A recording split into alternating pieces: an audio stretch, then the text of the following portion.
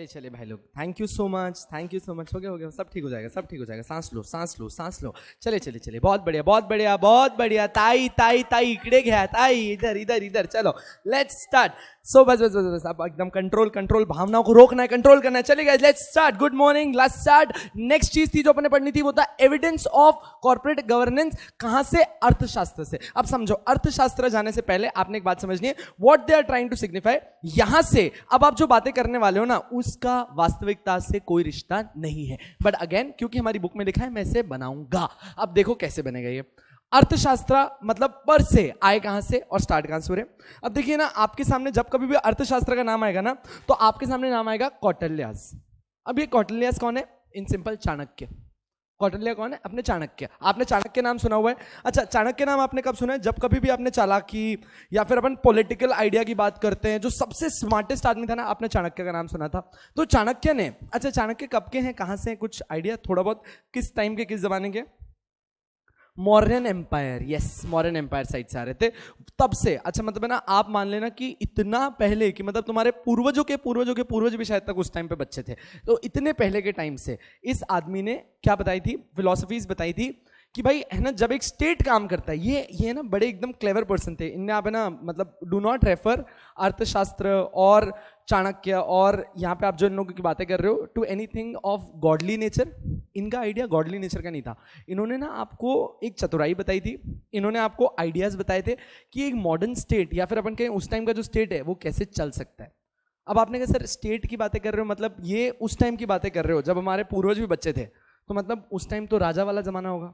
Yes, तो ये चंद्रगुप्त, अगर आपको याद हो उस टाइम अगर आपने नाम सुना हो, उस राजा के अंदर के प्राइम मिनिस्टर हुआ करते थे, जहां से इन्होंने बुक लिखना स्टार्ट करी। इन्होंने बहुत फिलोसफीज दी हैं, ऐसा नहीं एक, इन्होंने मल्टीपल फिलोसफीज दी हैं, जिसके अंदर से एक अर्थशास्त्र है।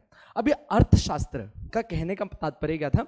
This was in different ways philosophy of a political nature, philosophy of how a king should work to administer his state. अब आपने कहा सर इसके अंदर king should work for the state, बातें चल रही है पॉलिटिकल नेचर की, तो आप इसको मतलब कहां से कॉर्पोरेट गवर्नेंस में लेके आ रहे हो? अब देखो, इसने कहीं नहीं बोला उसे कॉर्पोरेट गवर्नेंस में लाना है, पर अपन लोगों ने क्या बोला कि काम करो ना, जिस चीज को ये स्टेट कह रहा है तुम उसको कॉर्पोरेट कह लो, जिसको ये किंग कह रहा है उसको बोर्ड ऑफ डायरेक्टर बुलाओ।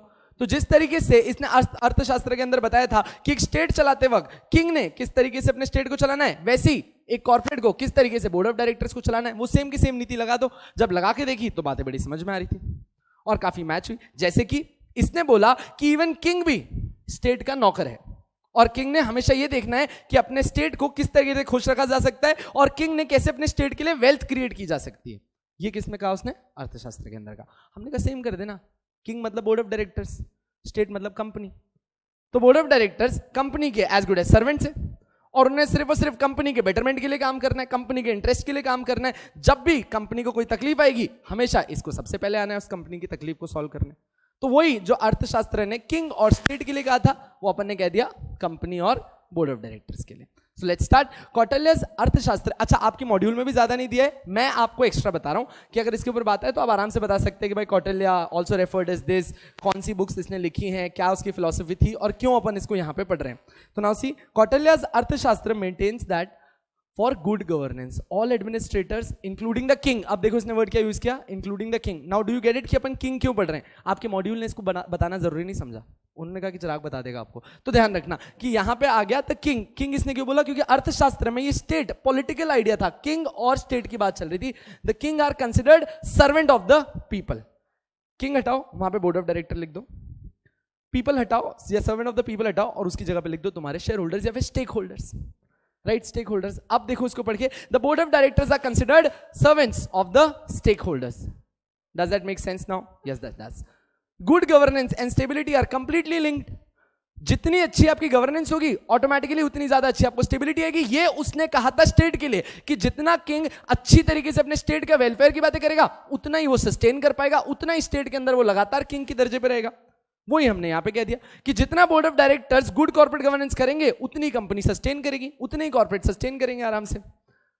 इफ रूलर्स आर रिस्पॉन्सिव, मतलब जो इसे चला रहे हैं वो रिस्पॉन्सिव है, उनको अपन अकाउंटेबल करें कि इवन राजा भी अकाउंटेबल है। बाहुबली देखी थी क्या?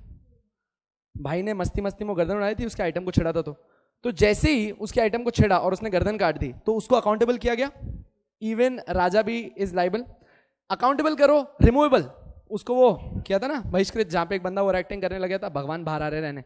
अकाउंटेबल, रिमूवेबल, रिकॉलेबल, जरूरत पड़ी तो वापस ही बुला सकते क्या उसका छोटा टिड्डा, आपका नया महाराज। यस, सो अगेन देखो आपने क्या कहा कि आपका स्टेट कब बेटर होगा, जब आपके रूलर्स को रेस्पॉन्सिव रखो, मतलब कोई भी दिक्कत आई वो रिस्पॉन्ड करें, अगर वो सही से रिस्पॉन्ड नहीं करें तो अकाउंट करो, अकाउंट करते वक्त आपको लगता है उनकी गलती ज्यादा है, रिमूव करो, आपको लगता है इतनी भी गलती नहीं थी, वापस बुलाना है, रिकॉलेबल, देयर इज स्टेबिलिटी। अब इस पूरे पिक्चर में इसने तो अर्थशास्त्र पढ़ दिया आपके सामने, गवर्नेंस की बात ही नहीं करी है। मैं क्या चाह रहा हूं, पहले आप अर्थशास्त्र लिखोगे, that the king should be there for the people, he should always be responsive, accountable, and he should always be there for recallable, removable, so that stability is maintained in the state. Just like above, the same principles can be applied in the modern corporate governance principles. Just replace the king with the word board of directors and replace people with stakeholders. So the board of directors should always be responsive towards the stakeholders, should always be accountable. If they are not working nicely, should be removable, can be reappointed. And if all this is done, it should be a sustainable company, and that is what the objective of corporate governance is, and hence we are learning corporate governance from the Arthashastras. Making sense? क्यों चाहिए अपने को इस तरीके से answer draft करना है, ठीक है, आ जाए। If not, there is instability, वहां हमने सोचा ही नहीं था। These trends hold good even today.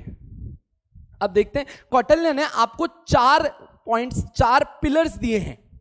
अब ये 4 पिलर उसने वापस किसके लिए दिए थे, स्टेट के लिए दिए थे। हमने कहा कि हमने इस बुक में लिखा है तो हम इसका इंटरप्रिटेशन कॉर्पोरेट गवर्नेंस की तरफ लेके जाएंगे। अब देखो इसने क्या बोला, कौटिल्यस 4-fold duty of a king, उसने ना ड्यूटी के लिए 4 चीजें दी। अब यहां पे ना मैंने किंग को और सीईओ को कंपेयर करना चालू कर दिया है ताकि आपको एक आइडिया रहे कि आपने कैसा आंसर ड्राफ्ट करना है। The substitution of the state with corporation, जहां जहां हम स्टेट कहेंगे पॉलिटिकल नेचर में, यहां पे अब क्या बोलने का उसको, corporation.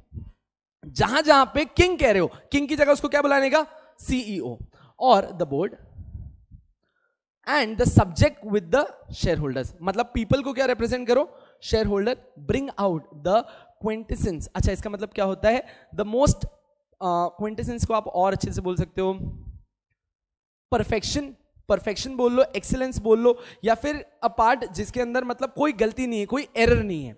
So bring out the quintessence of corporate governance, the perfect corporate governance, because central to the concept of corporate governance is the belief that corporate governance का सबसे basic belief कहां से शुरू होता है, that public good should be ahead of private good। जब एक राजा अपनी प्रजा का ध्यान दे रहा है तो पहले उसने प्रजा को देखना है, उसके बाद खुद को देखना है। and the central of corporate governance again is the same, that public good is prior to private good, and that the corporation's resources cannot be used for personal benefit. सही बात है, लॉजिक क्लियर, ऐसा कैसा answer लिख सकते हैं अपन।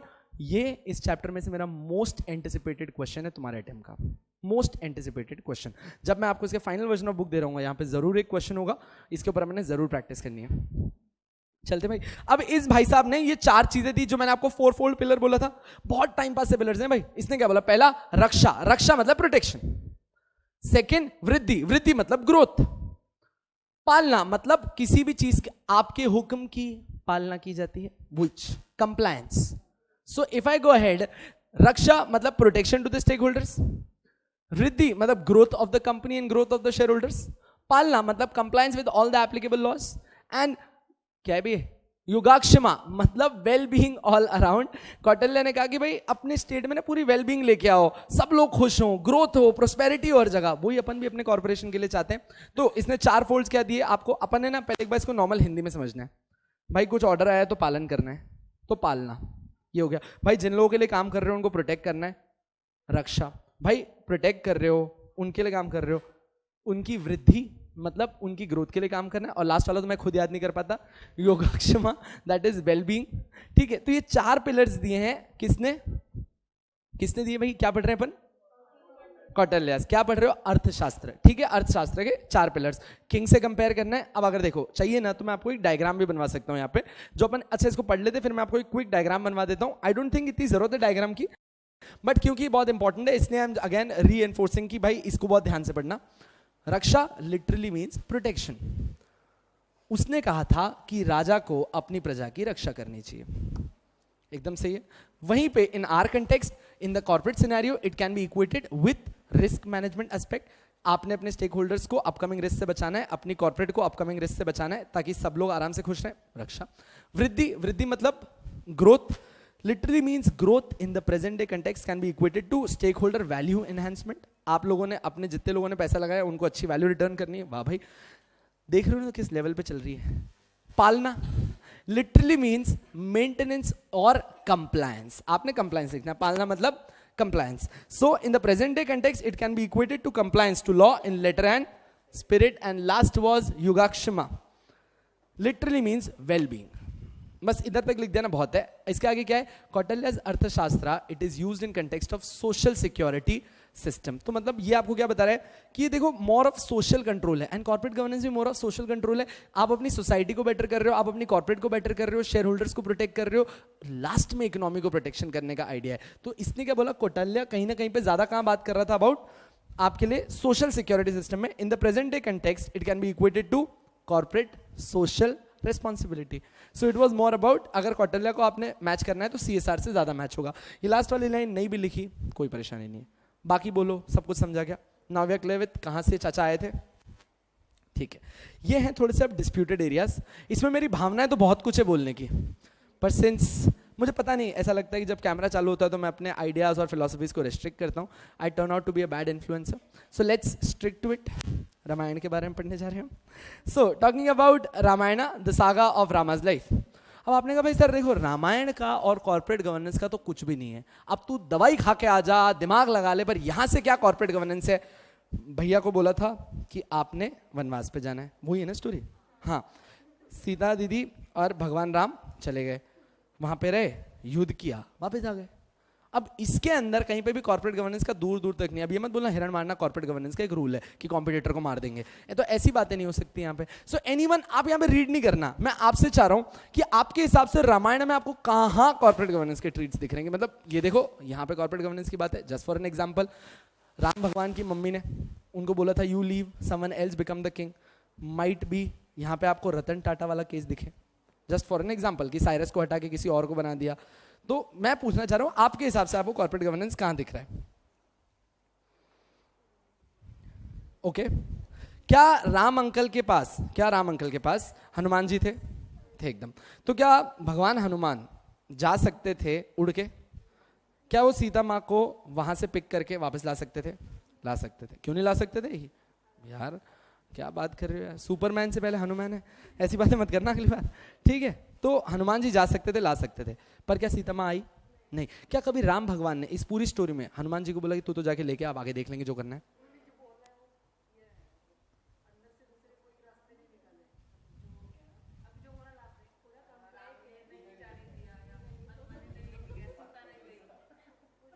तो आप कह रहे हो कि लेटर इन स्पिरिट सर देखने को मिलता है, जैसा बोला वैसा करना है. ठीक है. अच्छा, पहली बात मैं अपन है ना थोड़ा सा इसको रिलेट करना चालू करते हैं. राम भगवान चाहते हैं, ही वॉज गॉड शायद तक. अच्छा, मैं ना एकदम इससे पहले फिलोसफिकल आइडिया की तरफ लेके जाता हूँ, फिर अपने कॉर्पोरेट गवर्नेंस की तरफ लेके आता हूँ. एज पर रामायण, राम भगवान थे, but in humanly manner he was an ordinary man with some godly features. अगर रामायण के हिसाब से देखें तो एक इंसान के रूप में आए थे भगवान दर्शाते हुए.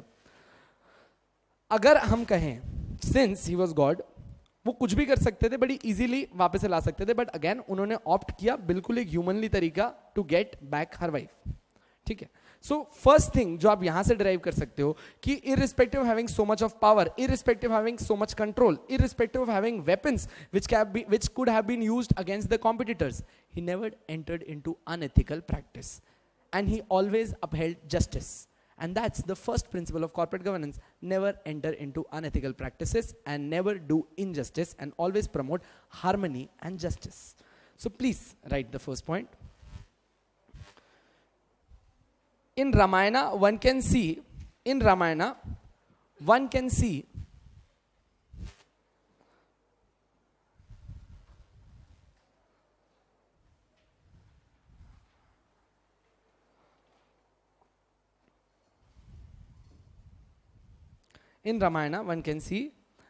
that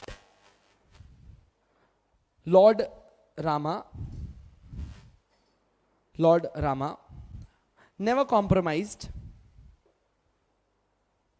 never compromised with unethical behavior.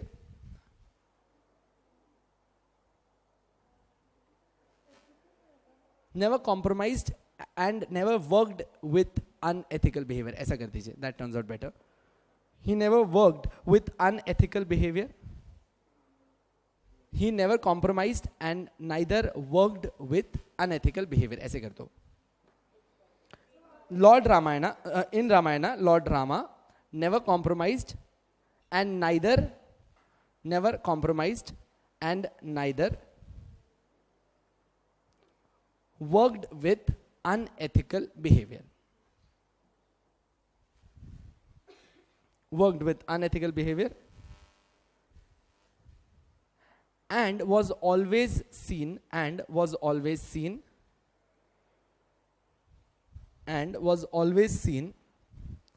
upholding justice. And was always seen upholding justice, which is as good as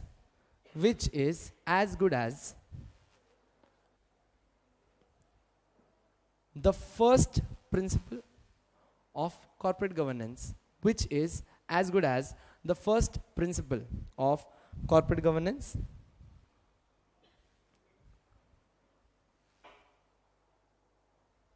In today's era. तो फर्स्ट चीज क्लियर है? अच्छा ठीक है, अब आपसे नेक्स्ट चीज पूछनी है. आप सबने एक बार रामायण देखी है ना, या तो टीवी पे, कार्टून में, या फिर बुक्स में कहीं ना कहीं पढ़ी. किसी ने पढ़ी है? नहीं, तो बस फिर मैं बताता हूँ. चले आ जाइए. अच्छा, रामायण में आपने एक और शायद तक ये एक सीन देखा होगा वेर राम भगवान के पास एक कोई बहुत एफिशिएंट फाइटर टीम नहीं थी, और रादर उनके पास टीम ही नहीं थी युद्ध करने के लिए. बट अगेन उनके पास टीम कहां से आई? ठीक है, मतलब वहां पे जो वानर सेना, उन्होंने अपनी वानर सेना बनाई थी. ठीक है. अच्छा, द वानर सेना वाज नॉट कॉम्पिटेंट इनफ. उनको लाया गया, उन्हें बताया गया पर्पस क्या है, और उन्हें ट्रेन किया गया इस चीज के लिए. सो कैन आई से that Ram Bhagwan was also good in human resource management? That turns out to be the second principle, that there should be good human resource management. And by Ramayana we can see that this is an epic saga जहाँ पे human resource management काफी देखने को मिलेगा आप लोगों को. Again, please don't judge me over this. I am just making a correlation so that you can understand it better. ठीक है, तो second point जो रामायण से आपने दिखाना है. The second thing which can be seen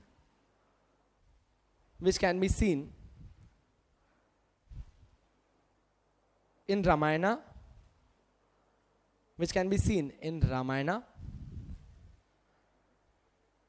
and the traits of which can also be seen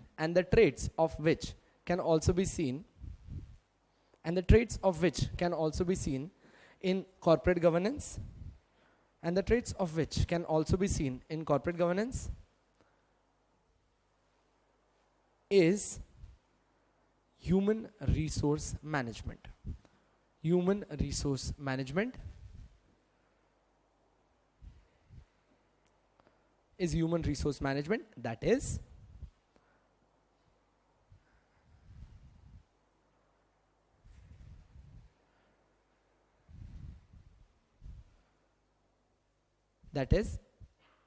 the team should always be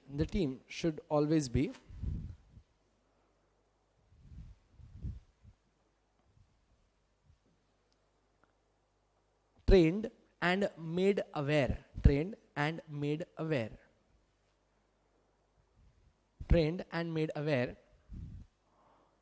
of what is expected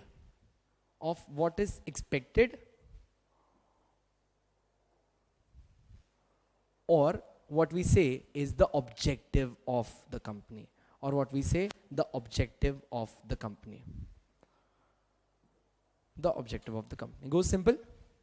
So now we are able to understand this. And third, अच्छा और क्या देखने को मिला रामायण से? Sir आप ही बताओ, आपने गजब देखा है, लग रहा है. Okay, turns out to be, मेरे को एक और चीज जो रामायण से देखने को मिली मोस्ट ऑफ द टाइम्स और मेनी टाइम्स रावण जी की भी सेना जो थी वो काफ़ी अमेजिंगली पावरफुल थी. They had good people around two fight and it was not always कि हम एक डोमिनेंट पोजिशन में थे. बहुत बार ऐसा भी हो कि एक बार लक्ष्मण जी को लग गई थी, he was almost about to die, उनकी बहुत सारी सेना हर्ट हो गई थी. एंड एक टाइम ऐसा भी आ गया था जब वो समझ नहीं पा रहे थे कि क्या करना चाहिए एंड वो कहीं बैठ गए. He went for meditation, thought about it, came up with a plan. मुझे पता है कि आप लोग स्ट्रैटेजी की तरफ निकल गए पर मैं मानने ले जा रहा. What more important is, could you just see the essence of risk management? That's the third part from Ramayana to be learned, that is risk management. क्या बात करो इतना शांत भाई, एकदम आप सोच रहे हो बंदे की लाइफ पूरी स्टेक पे है, वाइफ स्टेक पे है, टीम पूरी की पूरी इधर उधर तितर बितर हो रही है, भाई इंजर्ड है, but again made a strategy, came up, saw the threat, कैसे उससे कवर करना है. आपको पता है उन्होंने एक पूरी स्ट्रैटेजी बनाई थी कुंभकर्ण से निपटने के लिए. इफ यू डोंट नो, उनको बताया गया था कि कुंभकर्ण को उठाया जा रहा है, जबकि वो लेट उठते हैं पर उन्हें उठाया जा रहा है. और एक बार वो उठ गए तो वो सोते नहीं है, वो खाएंगे, उसके बाद आएंगे और उसके बाद अटैक करना चालू करेंगे और आपके लिए बहुत डिजास्टर्स होगा और आपकी टीम उनसे निपट नहीं सकती. So they made a strategy out of it कि इस थ्रेड को कैसे कोप करना है, कैसे क्या करना है. और कुंभकर्ण ने सबसे लीस्ट डैमेज किया था और बहुत ऐसे ही चिल्लर में निपट गया था. So that is where risk management comes in from Ramayana. So please go with the third point, that risk management was another thing. Risk management was another thing which can be seen. Risk management was another thing which can be seen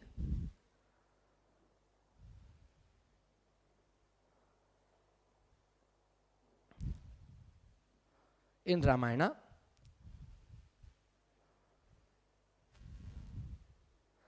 And the same is also one important principle of corporate governance. And the same is also one important principle of corporate governance. ठीक है भाई लोग, रामायण समझ में आ गई क्या तुमको पूरी? पक्का? और बताऊं क्या? नहीं भाई बहुत है, बात मान तू. ठीक है क्या?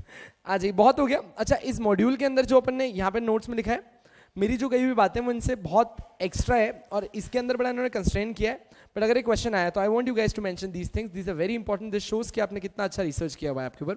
सो the Ramayana, the saga of Rama's life, written by Valmiki, is widely acclaimed as one of the greatest of all Indian epics. In fact, the famous ग्रंथ carries useful tips on ethics and values. तो आपको रामायण से एक और चीज आपने fourth point में डालो कि क्या देखने को मिलता है अबाउट एथिक्स एंड वैल्यूज. अच्छा, एथिक्स मैंने ऑलरेडी लिखा दिया ना, फर्स्ट पॉइंट में एथिक्स आ गया तो ठीक है, वापस मत लिखो.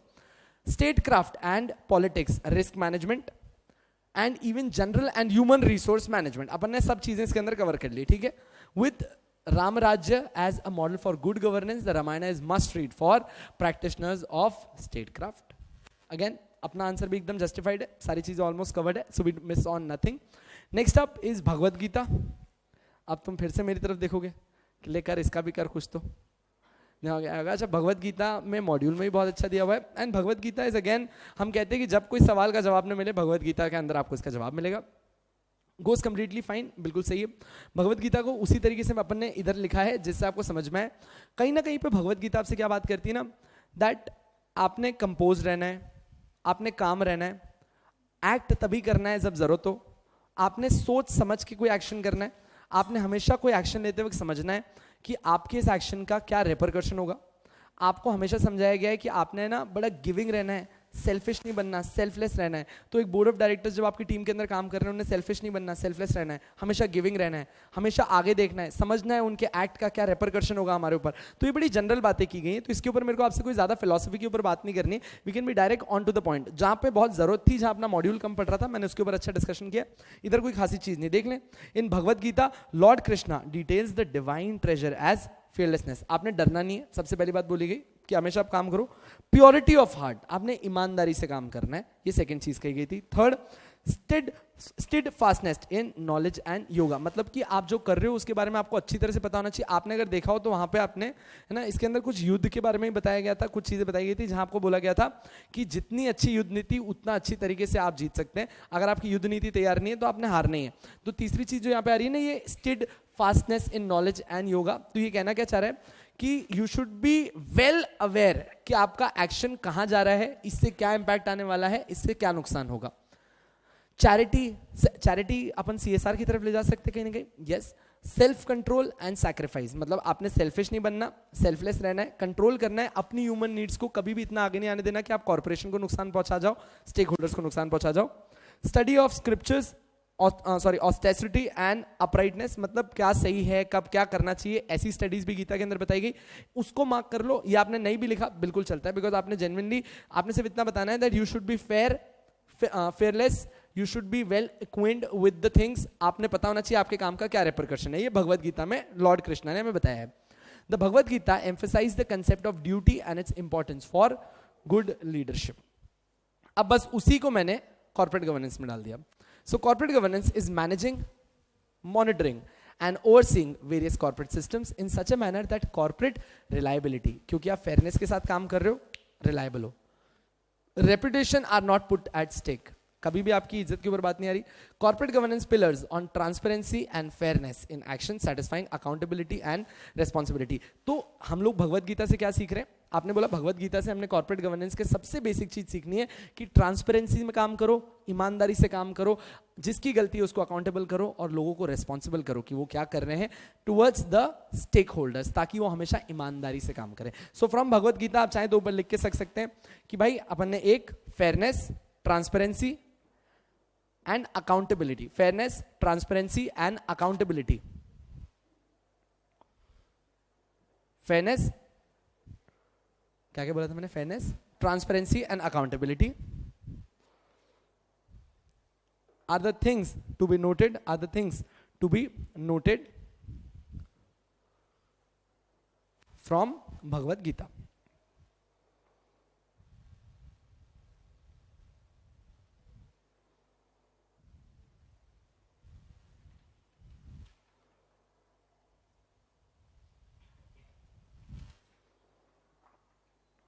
ठीक है, उसी के ऊपर थोड़ी सी और बातें. इसके अंदर मेरे को आपको कुछ बताना नहीं पड़ेगा. It's again time pass. Stakeholder का मतलब क्या होता है? वेंडर, आपका एम्प्लॉय, आपकी गवर्नमेंट, आपकी सोसाइटी, आपके कस्टमर, सब लोग स्टेक होल्डर्स हैं.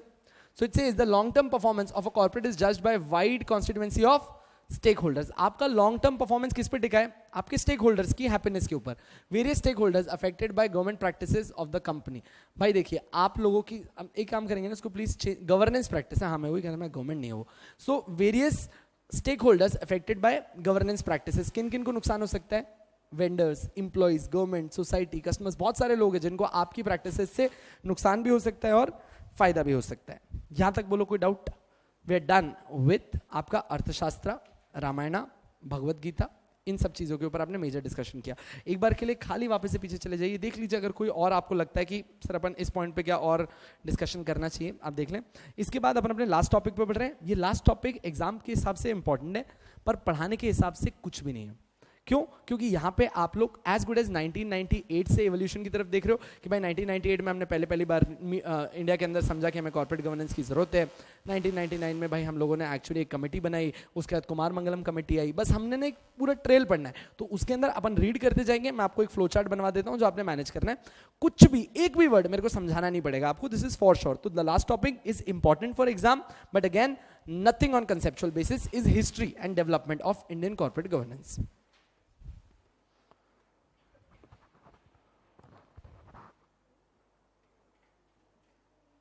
आपके नोट्स में लास्ट पेज एम्प्टी है, उस पे फ्लो चार्ट बनाया आराम से बैठ के आपका.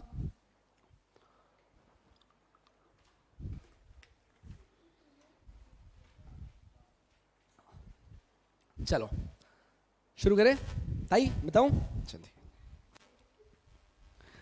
Corporate governance development in India 1991 में इन लोगों ने बात करी. द इनिशिएटिव्स टेकन, अच्छा मैंने जो आपको बताया ना वो देखिए ऐसे 1998 से जो शुरू हो रहा है, पर पहले देखना 1998 से जो बात शुरू हो रही थी वो कहां से आई. The initiative taken by government of India in 1991. सबसे पहली बार 1991 में हमने देखा एट इकोनॉमिक लिबरलाइजेशन. याद है क्या?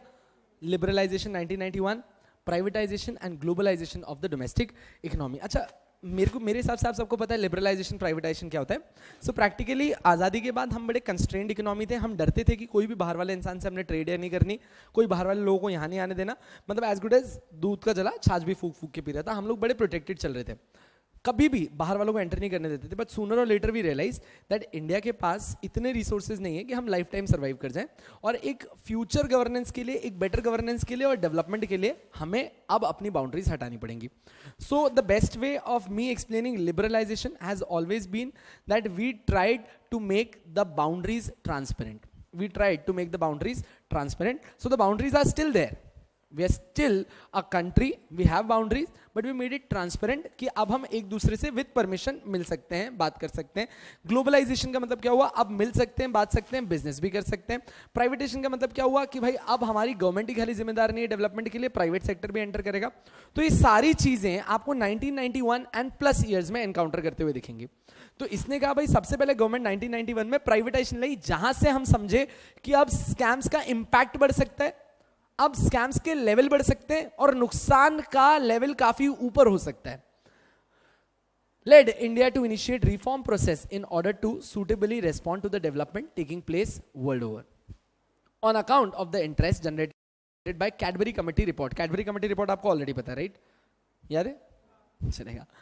The Confederation of Indian Industry, the Associated Chambers of Commerce of Industry, and the Securities Exchange Board of India constituted committees on recommending initiatives in corporate governance. तो जैसे ही कैडबरी कमेटी ने बात करी, और Cadbury committee हमें नाम से बहुत पसंद है और उनका काम भी अच्छा था, तो जैसे ही कैडबरी कमेटी के रिकमेंडेशंस आने लगे, हम लोगों ने भी इंडिया के अंदर मल्टीपल कमिटीज बनाई। किन लोगों ने कमिटीज बनाई? यूजुअली सेबी बीच में आता था इन कमिटीज के लिए, कन्फेडरेशन ऑफ इंडियन इंडस्ट्रीज बीच में आए, और साथ साथ में the association of chamber of again commerce and industry. इन सब लोग आए, इन लोगों ने कुछ नहीं किया, इन लोगों ने मल्टीपल कमिटीज बनाई जिन्होंने बोला कि इसमें हम अलग अलग लोगों को ऐड करेंगे। जैसे कुमार मंगलम कमेटी, आपने नाम सुना होगा, कंपनी लॉ के अंदर, इसने कॉर्पोरेट गवर्नेंस के ऊपर बहुत बात करी है। कैडबरी कमेटी ने कॉर्पोरेट गवर्नेंस के ऊपर बहुत बात करी है।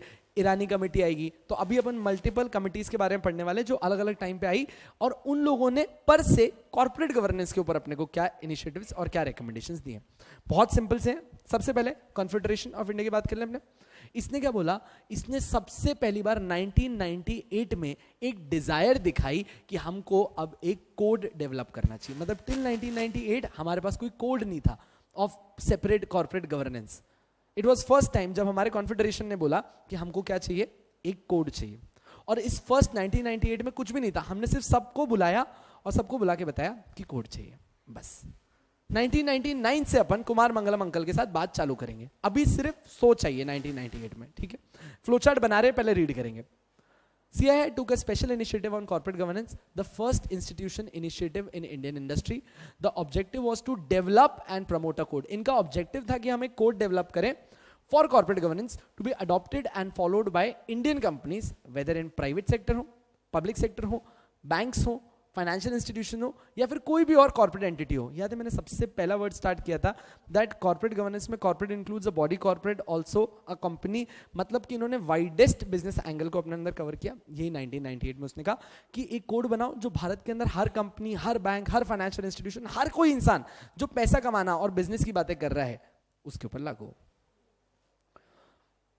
All of which are corporate entities. The final draft of the said code was widely circulated in 1997. In April 1998, the code was released. It was called Desirable Corporate Governance, a code. तो 1998 में इनके desired codes के ऊपर इन लोगों ने एक सबको बुलाया, बात करी और एक डिजायरेबल कोड इशू कर दिया।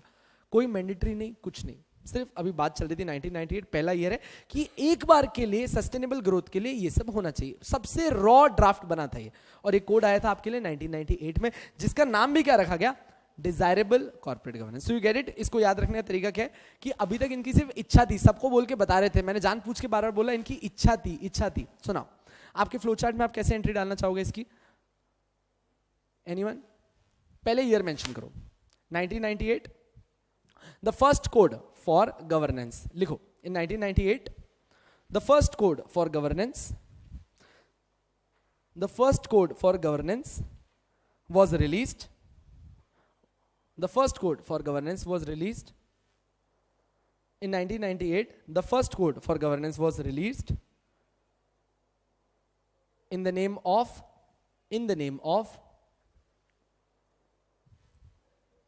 in the name of desirable corporate governance, in the name of desirable corporate governance, a code. चाहे तो आप उसको सेमीकोलन दे सकते हैं, फिर अपॉस्ट्रोफी दे सकते हैं, कुछ भी दे दो एक marks so that you can remember. ठीक है. The basic idea behind this code, the basic idea behind this code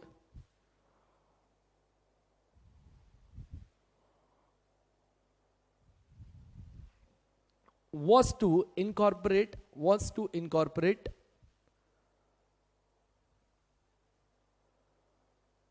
corporate governance practices,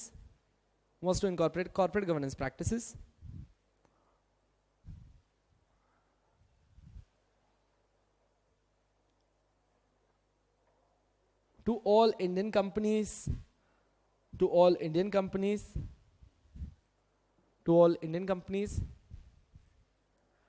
whether they were private, public, bank, financial institution, whether they were private, public, bank or financial institution. Goes fine. मैं इसको flow chart की तरह लिखा रहा हूँ, पर मैं direct आपको ऐसे पॉइंटर्स ही बनवा रहा हूँ ताकि आपने जब अपनी इवोल्यूशन लिखना हो ना एज इट इज डायरेक्ट डाल देना. फर्स्ट पॉइंट क्लियर है. अच्छा, धीरे धीरे लैंग्वेज पे कमांड आ रहा है, हल्का हल्का खाली आइडिया आ रहा है, मतलब व्हाट इज एक्सपेक्टेड. 2-3 चैप्टर में हाथ बैठ जाएगा आप लोग का एकदम. फिर 1999 में आए हमारे कुमार मंगलम बिरला कमेटी. 1999 है मतलब सेबी आ चुका था. तो SEBI had set up a committee on May 7, 1999, जिनके चेयरपर्सन कौन थे? कुमार मंगलम बिरला. तो सेबी ने एक कमेटी बनाई आप लोगों के लिए भाई, जिसके चेयरमैन बने आपके कुमार मंगलम बिरला. ईयर कौन सा था? 1999. अच्छा, एक second. The idea of corporate governance या फिर द रीजन कि हमने कॉर्पोरेट गवर्नेंस करना चाहिए, कहां से बात चालू हुई? Liberalisation, privatisation, 1991. सबसे पहली बार अपन लोग जो कोड लाने की कोशिश कर रहे थे वो कब लाए? 1998. 1998 में कोड का नाम क्या था? Desirable corporate governance code. एकदम सही है. सबके ऊपर लागू होने वाली थी, कोई भी तरीके की कंपनी. ठीक है. 1999 में नेक्स्ट डेवलपमेंट क्या हुआ? सेबी ने एक कमेटी बनाई, किसकी चेयरमैनशिप के अंडर? कुमार मंगलम बिरला. इसीलिए इसकी कमेटी का नाम भी यही है. चलने आगे. अब इन भाई साहब को क्या बोला गया? भाई देखो, इनका काम था कि आप प्रमोट करो एंड रेस करो the standard of corporate governance. पहले हमने अपनी इच्छा दिखाई और एक कोड बना दिया, और 1999 में हमको समझ में आया कि ये तो बहुत सबसे बेसिक चीजें बोली अपन ने, हमको कॉर्पोरेट गवर्नेंस के स्टैंडर्ड ऊपर लेके जाने हैं. तो 1999 में सेबी ने एक और कमेटी बनाई और इस कमेटी के चेयरमैन थे कुमार मंगलम. अच्छा, अब यहां पे जब कुमार मंगलम जी आए तो इनको क्या बोला गया कि आपने ऐसे कोड को डेवलप करना है, आपने ऐसी चीज को डेवलप करना है दैट ओवर द टाइम हम ये देख पाए कि हमारे कॉर्पोरेट गवर्नेंस के स्टैंडर्ड बढ़ रहे हैं, हमारी प्रैक्टिसेस और अच्छी हो रही हैं और स्कैम्स और कम हो रहे हैं. ठीक है. So to promote and raise the standard of corporate governance, तो इन्होंने जो रिपोर्ट दी was the first formal attempt. Now do you get it कि मैंने क्यों बोला कि पहले वाली सिर्फ एक कोशिश थी. 1999 की जो पहली रिपोर्ट आई थी was the first formal and comprehensive attempt to evolve a code of corporate governance. This was the first time जहां पे आपने पहली बार बात करी थी कि एक फॉर्मल कोड आएगा. इनके रिकमेंडेशन थे. It was not the 1998 desirable code, क्योंकि डिजायरेबल कोड तो सिर्फ सजेशंस थे कि कुछ ऐसा कर सकते हैं, जिसको सेबी ने अप्रूव करके 1999 में बोला कि ठीक है, मैं इसी की लाइन के ऊपर और अच्छे स्टैंडर्ड सेट करते हुए एक नई चीज बना के दिखाता हूं. Sure enough? समझ में आया कि क्यों अपन ने पहले इच्छा बोली और अब बोल रहे हैं काम चलेगा. As well as the code of corporate governance in the context of prevailing condition of governance in Indian companies. तो कोड क्यों बनाया गया था कि भारत के अंदर जो कंपनीज काम कर रही है वो कैसे काम करें. As well as the state of capital markets at the time.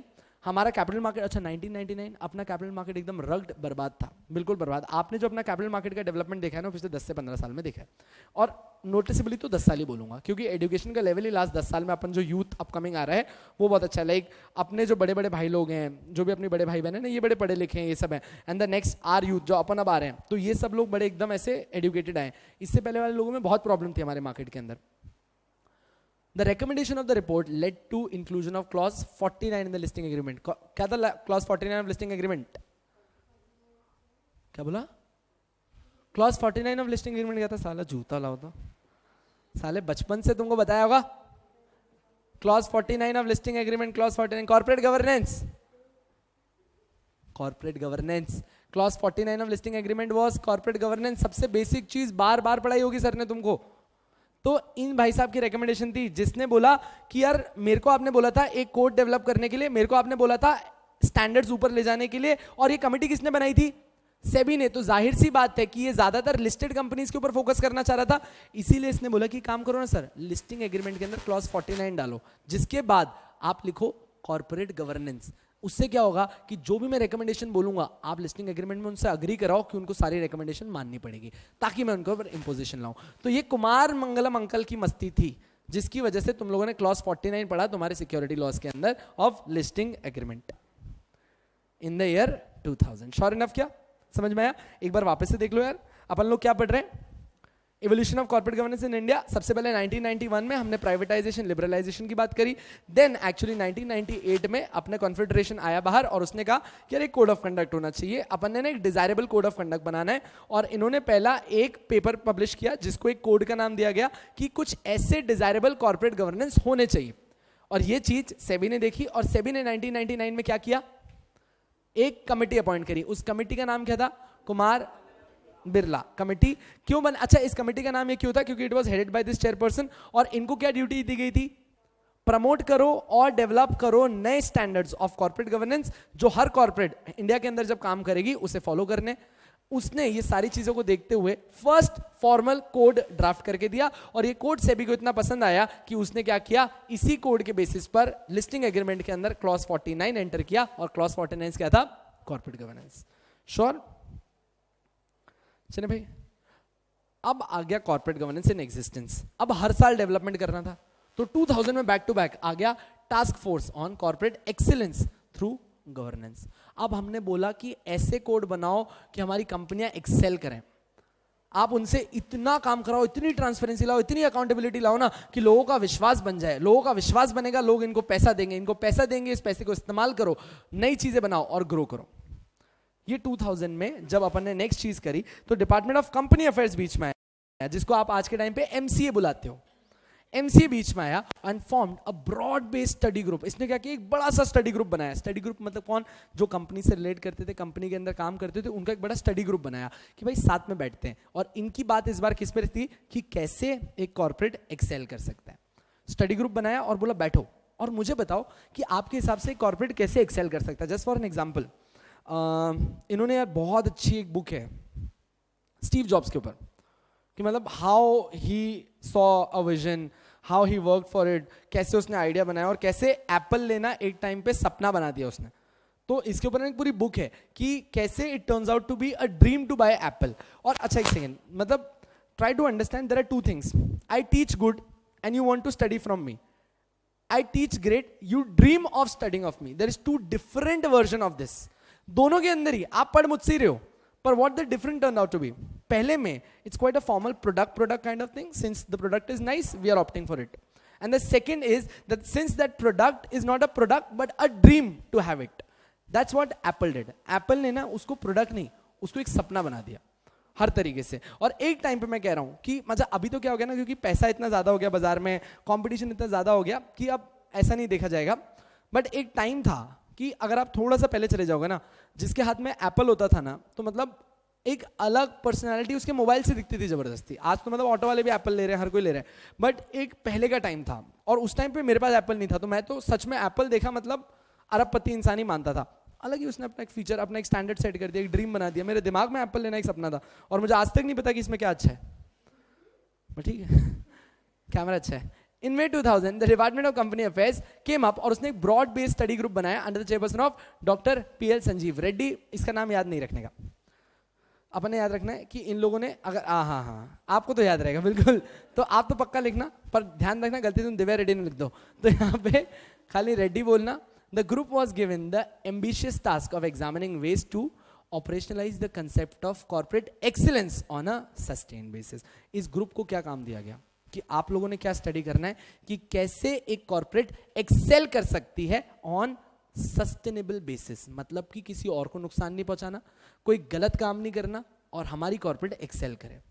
और ये काम सबसे बेहतर एमसीए करवा सकता है आपका, क्योंकि उसी का काम था, मिनिस्ट्री ऑफ कॉर्पोरेट अफेयर्स। तो इसीलिए अब आप यहाँ पे, अच्छा मैंने आपको सेकंड पॉइंट नहीं लिखा है ना, सेकंड और थर्ड साथ में लिखाता हूँ। मेन चीज अपने को यहाँ पे इतनी मेंशन करनी और कुछ नहीं। अब बाकी चीज सिर्फ रीड करने के लिए, आंसर में नहीं डालनी अपन ने, देख लो। So as to sharpen India's global competitive edge and to further develop corporate culture in the country। चल भाई In November 2000, a task force on corporate excellence set up by the group produced a report containing a range of recommendations for raising governance. अब इस group का काम यही था कि इसने क्या करना है, आपको एक रिपोर्ट बना के देनी थी कि कैसे अपन गवर्नेंस का लेवल बढ़ा सकते हैं सारी भारत की कंपनियों में. इसने एक और चीज सजेस्ट करी जिसको अपन ने इतना माना नहीं, बट ठीक है, पढ़ लिया. That setting up of a centre for corporate excellence. इसने बोला ना कंट्री के अंदर सेंटर्स बनाओ कॉर्पोरेट एक्सीलेंस के. इसका पर्पस क्या था, मैंने जब इसके बारे में पढ़ा ना, तो the centre for corporate excellence was practically being recommended to be made was कि अगर कभी भी जैसे फार्मर्स को फार्मिंग करते हो कोई प्रॉब्लम आती है तो अपन बोलते हैं ना यहाँ फोन कर लो, एक सजेशन मिले, एक गाइडेंस मिले, काउंसलिंग मिले. क्यों ना हम ऐसा करें कि अगर किसी को कोई कॉर्पोरेट में डाउट होता है, कोई प्रॉब्लम आती है, तो एक्सीलेंस सेंटर बनाओ जो आपको बताएगा. गवर्नमेंट ने कहा चल साइड होता रहता, तेरे पहले वाली रिपोर्ट लेंगे जो स्टैंडर्ड तूने बोला है, ये वाला तू घर लेके जाना, बाहर पब्लिश भी मत करना. तो आप सर्च भी करोगे तो कोई कॉर्पोरेट एक्सीलेंस सेंटर के ऊपर ज्यादा बात आगे आई नहीं, यही दबा दी. हमने कहा मुद्दे पे रहे, जितना काम दिया था उतना का स्टैंडर्ड बढ़ा. अब चीजें आप सबसे पहले 1991, उसके बाद सबसे पहला एवोल्यूशन 1998 किसने करवाया था? नहीं, 1998 में मतलब कन्फेडरेशन CII. हाँ CII, मैंने जो चीज तुमको रिवाइज नहीं कराई तुम भूलते हो ऐसे. CII ने आपको बोला था कि मेरे को क्या चाहिए, एक अब हाँ डिजायरेबल कोड चाहिए ऑफ कॉर्पोरेट गवर्नेंस, और वो लोग आए. सबसे फॉर्मल पहली कमेटी कौन सी बनी थी? कुमार बिरला कमेटी. कुमार बिरला कमेटी ने क्या किया, आपके लिए एक फर्स्ट कोड बनाया जिसके अंदर उसने बोला कि भाई आप क्या करो, लिस्टेड कंपनीज के लिए क्लॉज 49 एंटर कर दो, और सेबी ने वही किया 2000 में. अब हमको चाहिए था कि कॉर्पोरेट एक्सीलेंस आए, कॉर्पोरेट एक्सीलेंस आए, और कॉर्पोरेट एक्सीलेंस कैसे आए? Through governance. तो अच्छा, ये किसने का ऑब्जेक्टिव था? MCA का ऑब्जेक्टिव था. पहले उसको क्या बोला जाता था? Department of company affairs. आप चाहें तो डायरेक्ट MCA लिखें, कोई दिक्कत की बात नहीं है, कोई पाप नहीं उसके अंदर, आप MCA लिखना. ठीक, ये तीनों पॉइंट समझ में आ गए? लिखा दूं, लिख लो. Second,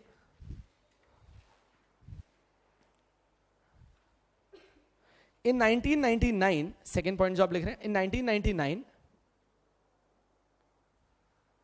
SEBI set up a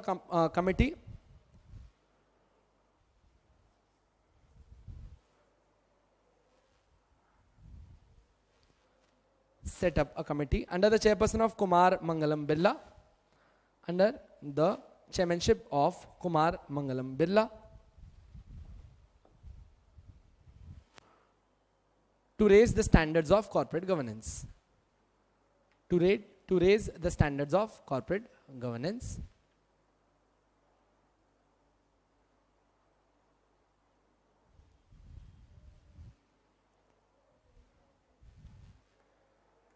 It was this report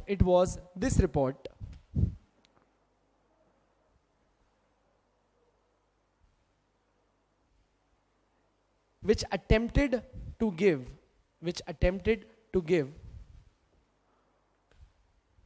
the first code of corporate governance, the first code of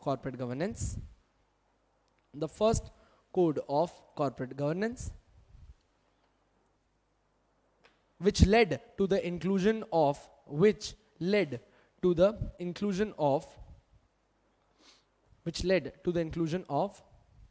clause 49 in the listing agreement, which led to the inclusion of clause 49 in the listing agreement.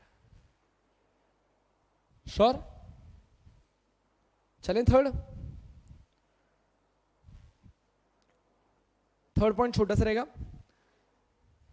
in May 2000 चाहिए तो May 2000 main मेरे को year चाहिए आप लोगों से लिखता हुआ एवोल्यूशन में. May नहीं भी लिखा तो it's completely fine from my and. But in May 2000 MCA made a group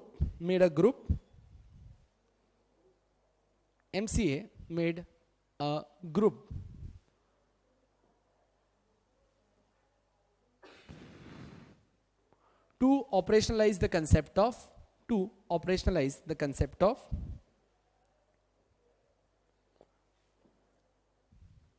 corporate excellence,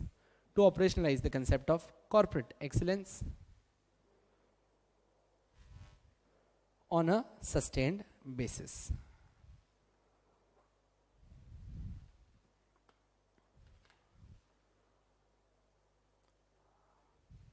खत्म. नेक्स्ट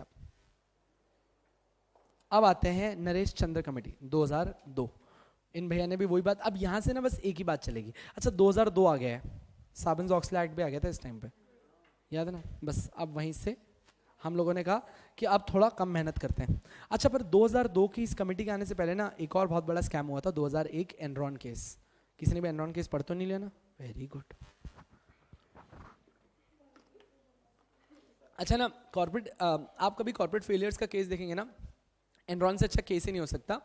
मैं सिर्फ इतना बता दूं कि एक कंपनी जो मार्केट की सबसे बड़ी कंपनी थी इन द वर्ल्ड, जिसका शेयर उस टाइम पे 2000 के टाइम पे, मतलब इन 2000s, इसके शेयर की प्राइस थी $91, मतलब 91 रुपए का शेयर, और 2001 में उसकी प्राइस घट के हो गई $0.26 उसी साल में, from 91 to $0.26। Enron was the top to the lowest in 1 year. Scam बड़ा पुराना था, 1998 से ये स्कैम पकड़ में आने लग गया था, बट 2001 वाज जहाँ पे खत्म हुआ। And the only problem in 2001 was the greed for the success faster. They did nothing wrong, but उनका कॉर्पोरेट फेलियर क्यों था? The greed of entering again and again, everywhere everywhere everywhere. पहले gas plant में थे, अचानक से electricity में enter करने की कोशिश करी, अलग अलग स्टेट्स में इलेक्ट्रिसिटी बोर्ड से टाई अप कर ली जाके कि हम इलेक्ट्रिसिटी सप्लाई करेंगे। इनके रिसोर्सेज तैयार नहीं थे, इनकी टीम तैयार नहीं थी, इनके पास प्लानिंग नहीं थी, तेज भागने गए, नहीं संभाल पाए, स्कैम्स के लिए उतर गए कि भाई जल्दी से चलो स्कैम्स करते हैं, जो नुकसान हो गया जितना बचा पाए उल्टा निकाल लेते हैं। इनका आइडिया स्कैम करना नहीं था, इनका आइडिया था जितने पैसे फंस गए, जितना घुस गए उससे बाहर आना। घुसते गए, इतना लंबा स्कैम बन गया कि आज तक वर्ल्ड में अगर स्कैम की बात होती है और कॉर्पोरेट फेलियर की बात होती है एंड कॉर्पोरेट स्कैम की बात होती है, तो एनरॉन आपका पूर्वज है, जिसके बाद कोई केस स्टार्ट होता है। ये था 2001 में सबसे बड़ा corporate failure, the Enron scam. ठीक है, अब इस एनरॉन स्कैम के आते ही ना यूएस ने सबसे पहले काम किया, सार्बन-ऑक्सले एक्ट 2002। अपन ने कहा नहीं, अकाउंटिंग ट्रीटमेंट में एरर है, डिस्क्लोजर्स में एरर है, ट्रांसपेरेंसी में एरर है, कॉर्पोरेट गवर्नेंस में एरर है, सार्बन-ऑक्सले एक्ट लाओ, जिसमें अपने को यही सारी चीजें कवर करनी है। एनरॉन जैसा केस वापस नहीं होना चाहिए। आप यूएस की इकोनॉमी की सत्यानाश कर दोगे, आप दुनिया की इकोनॉमी की सत्यानाश कर दोगे। भाई जब कभी भी आपकी डेवलप कंट्री जिनसे आपके टाइप होते हैं, जिनसे आप काम कर रहे हो, वहां रिसेशन आता है, इंपैक्ट आपके ऊपर भी आता है। तो इसीलिए आप लोगों ने बोला कि भाई सार्बन-ऑक्सले एक्ट आया। अब देखना, द एनरॉन डिबेकल, मतलब जो एनरॉन का सबसे बड़ा स्कैम था of 2001, involving the hand in glove relationship, मतलब कि आपने खुद के कन्फ्लिक्टिंग इंटरेस्ट की वजह से between the auditor and the corporate client, the scam involving the fall of corporate giants in the US like the WorldCom, the Qwest, the Global, ये सारे स्कैम्स हैं। अगर आप कभी सर्च करेंगे सब स्कैम्स हैं, अपन ने नहीं पढ़ने, बस ये यूएस के स्कैम्स हैं बहुत बड़े बड़े, ये उस टाइम के ही हैं। Quest, WorldCom, Global Crossing, Xerox, and the consequent enactment of the stringent Sarbanes-Oxley Act in the US were some important factors which led to the Indian government to wake up in the year 2002. Enron का scam हुआ, ये सब हुआ। हमने कहा भाई US में अगर ऐसे स्कैम हो रहे हैं तो इंडिया में तो हमारे पास अंबानी है, ये तो उन सबका बाप है, ये तो बस खाली आता नहीं है लाइमलाइट में। अपन ने कहा रिस्क नहीं लेना। 2002 इंडिया ने कहा नहीं, अगर यूएस में स्कैम हो सकते हो, सोचो इंडिया के अंदर क्या होंगे। मैं आपको इंडियंस में स्कैम का लेवल बता देता हूं। ये एक रिपोर्ट थी 2014 इलेक्शंस में, आप गवर्नमेंट के पास 50 लाख रुपए डोनेशन आया था। ये एक रिपोर्ट खाली बता रहा हूं, ऐसे पता नहीं कितने हुए होंगे। एक कॉर्पोरेट ने दिल्ली में उनको 50 लाख रुपए डोनेशन दिए थे कि सर आप जाइए, इलेक्शन लड़िए और जीतिए, और उन्होंने बाकायदा हिसाब दे दिखाई रहते हैं, हाँ जी हमारे पास हिसाब है। तो किसी न्यूज़ वालों ने दिल पे ले ली कि कौन सी कॉर्पोरेट जो 50 लाख रुपए दे रही है, वो भी आप गवर्नमेंट को। ये लोग गए उसके रजिस्टर्ड ऑफिस पे, संडास था वहाँ, कुछ रजिस्टर्ड ऑफिस नहीं, कुछ नहीं, बाहर एक अंकल सो रहे थे, सिर्फ उस नाम पे एक कंपनी इनकॉर्पोरेट करके रजिस्टर करके पैसा आ गया। अब देखो जाहिर सी बात है, इंडिया के अंदर है ना, अगर आप सेंसस देखने जाओगे तो 16 लाख से ऊपर कंपनीज है इंडिया में, 16 लाख से ऊपर कंपनीज है। उसमें से कितनी शेल हैं, उसमें से कितनी फेक हैं, आपको कोई आइडिया भी नहीं है। ठीक है, अगेन इंडिया में अभी स्टैंडर्ड्स बहुत ज्यादा हाई कर दिए, पर ये पहले की जो एग्जिस्टिंग कंपनीज हैं, इनको नाम ही क्यों दिए गए थे? ताकि इनसे पैसा रूट किया जा सके इन चीजों के लिए। यही हुआ। अब हर कोई जानता है भाई कि अगर वहां पे बाथरूम है जहां पे कोई 5 रुपए नहीं देते अंदर जाने के लिए, तो कोई तुझे 50 लाख रुपए क्यों देगा वहां से आके? प्लस रजिस्टर्ड ऑफिस है नहीं, डायरेक्टर्स है नहीं, कुछ पता पढ़ नहीं रहे, तो जाहिर सी बात है कि तुझे अच्छी तरीके से पता है कि ये कंपनी किसने बनाई है, और तुझे पता है कि ब्लैक का पैसा व्हाइट वही करेंगे, और ये पैसा तू उनको देगा और वो तुझे डोनेशन के फॉर्म में देंगे, और ये पैसा अब तेरे लीगल बैलेंस शीट में आ रहा है, ये तो चेक हो गया। तो इन्होंने कहा हमें क्या पता, किसने डाल दिया? हो सकता है किसी ने अपना काला पैसा उधर से रूट करके डाल दिया और कोई केस नहीं बना, पर फॉर अ फैक्ट कोई पागल है जो बिना आप गवर्नमेंट को बताए वहां जाएगा, उस कंपनी को 50 लाख रुपए देगा, कहेगा इसको डोनेशन दे दो। एवरीवन नोस कि हम इतने भी छोटे नहीं है समझने के लिए कि यहाँ पे क्या हुआ, बट आप कुछ नहीं कर पाए। That's how you actually legalise wrong things, जहां अपन पकड़ ही नहीं पाए। अब आपने वो कंपनी बंद कर दी, सब कर दिया, पर जो डोनेशन का पैसा आ गया वो तो आ गया, हो गया खर्च, अब जाओ तेल लगाओ, जो करना है कर लो। तो इंडिया भी वेकअप हुआ 2002 में कि यार यहाँ तो कंपनीज का बहुत गलत दुरुपयोग किया जाता। अरे यार कांग्रेस वाड्रा केस, 2 कॉर्पोरेट्स बना रहे हैं, डायरेक्टर इधर का भी सेम है इधर का भी सेम है, जमीन कौड़ियों के दाम पे दे दी अपने दामाद को। हमने कहा क्या कर रखा है भाई, आप मजाक बना रहे हो? वो कह रहे हमने क्या किया, कंपनी ने की। हमने कहा भाई कंपनी में दोनों तरफ बायर और सेलर वाला मेन डायरेक्टर तो एक ही, मतलब यहाँ से जो बेच रहा है वही एमडी, यहाँ पे वहां जो बेच रहा है वही वहां का मेन डायरेक्टर है। करके रखा है तुम लोगों ने, मजाक चल रहा है यहाँ पे। हमने कहा हाँ चल रहा है, कर लो पकड़ लो जाओ। अब वो केस कब खत्म गया, बस वाटर केस बन गया, आज तक की एक बात है, पर कुछ नहीं हुआ। So in 2002 Naresh Chandra committee was appointed to examine. अब हमने क्या बोला ना, अब हमारे पास एक कोड है, पहले तुम एग्जामिन करो कि गलती कहां हो रही है, तुम पहले एग्जामिन करो कि नुकसान कहां हो रहा है, examine and then further recommend amendments to the law involving the auditor client relationship and the role of independent director. तो ये नरेश चंद्र कमेटी थी जहां पे इंडिपेंडेंट डायरेक्टर्स की बात की गई थी, ऑडिटर के रिलेशनशिप के ऊपर बात की गई थी, और कॉर्पोरेट गवर्नेंस में कहां एरर है। तो अब हमने क्या बोला कि बात समझो, अगर आज मैं आप लोगों के साथ एथिक्स पढ़ाते हुए इनजस्टिस कर रहा हूं और इसके ऊपर रिपोर्ट मेरे को ही बना के विकास सर को देनी है कि मैं कैसा पढ़ा रहा हूं, तो जाहिर सी बात है मैं तारीफ ही करूंगा कि बिल्कुल सही है, अमेजिंग है। बट इसी जगह पे अगर यहाँ पे एक, अच्छा आप भी इंडिपेंडेंट नहीं हो, आप स्टेक होल्डर्स बन गए हो, आप बड़े यहाँ पे कनेक्टेड हो, पर्सनल बायस आ सकता है, कुछ भी हो सकता है, पर अगर यहाँ पे कोई एक इंडिपेंडेंट इंसान होता जिसको ना एथिक्स से कुछ करना था, जो तुमसे कुछ करना था, उसका काम था यहाँ आके सिर्फ और सिर्फ रिव्यू करना, वो ईमानदारी वाला ओपिनियन देता कि हाँ भाई ये किया गया, ये किया गया, ये किया गया, सही है या गलत है। तो इधर सबसे पहली बार 2002 वाज द टाइम जब हमने देखा कि यार एनरॉन का स्कैम भी क्यों हुआ, क्योंकि ऑडिटर इन्वॉल्व था। दूसरे वर्ल्डकॉम का स्कैम क्यों हुआ, क्योंकि सारे एग्जीक्यूटिव डायरेक्टर्स इंटरेस्टेड थे। क्वेस्ट, जेरोक्स, सारे स्कैम्स क्यों आ रहे हैं वहां से, क्योंकि यहाँ पे बार बार इंडिपेंडेंस नहीं थी, सिर्फ और सिर्फ इंटरेस्टेड लोग थे। और 2002 में अपन ने बोला एग्जामिन कर कि अपने भारत में कॉर्पोरेट गवर्नेंस क्यों फेल हो रहा है, और इसने रेकमेंड किया कि हमारे देश में कॉर्पोरेट गवर्नेंस के स्टैंडर्ड तब हाई होंगे जब कॉर्पोरेट गवर्नेंस को देखने के लिए कोई इंडिपेंडेंट इंसान बोर्ड के अंदर आए, इन सब के काम को चेक करने के लिए कोई इंडिपेंडेंट इंसान यहाँ पे आए। सो इस कमेटी ने ऑडिटर की इंडिपेंडेंस और इंडिपेंडेंट डायरेक्टर्स की बात करी थी। कौन से बंदे ने, नरेश चंद्र कमेटी। ईयर कौन से, 2002। आपका इवोल्यूशन स्टार्ट करते हैं 1998, सबसे पहला खाली एक सजेस्टिव। 1999 फॉर्मल कोड पहली बार Kumar Mangalam committee. 2000 study group बनाया था अपने मिनिस्ट्री ऑफ कॉर्पोरेट अफेयर्स ने, क्यों, हमने एक एक्सीलेंट कॉर्पोरेट चाहिए, कैसे, सस्टेनेबल डेवलपमेंट के साथ साथ। 2000 के बाद next that is Naresh Chandra committee. Naresh Chandra committee क्यों अवेक हुई थी और क्यों बनाई गई थी, क्योंकि यूएस के अंदर मल्टीपल स्कैम देखने को मिले थे। 2001 में एनरॉन स्कैम हुआ था। So after witnessing multiple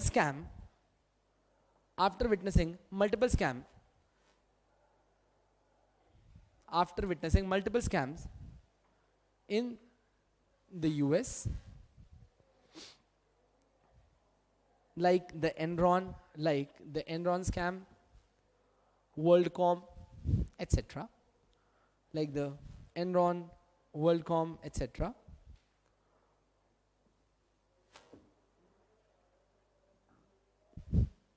A committee was set up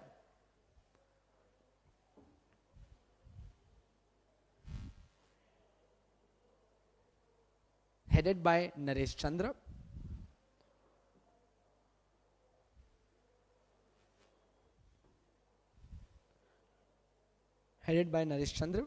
to examine and amend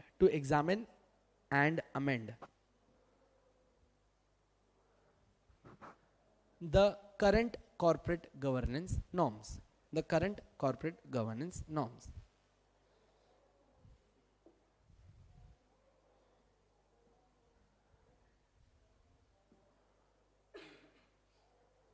And to evolve the laws involving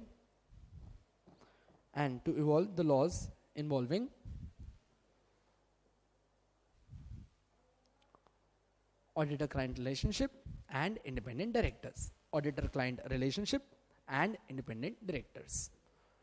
Sure enough? अच्छा देखो ना, मैं बार बार इसके अंदर कमिटीज के नाम रिपीट नहीं कर रहा. क्यों? क्योंकि आई बिलीव जब आप ईयर का नाम लिख रहे होगे तो आप लिख दोगे यहाँ पे कौन सी कमेटी थी, क्या थी. इसीलिए मैं सिर्फ उसके हेड का नाम लिखवा रहा हूँ. बस उन्हीं को आपने अलग से कमेटी लिखना है. ठीक है?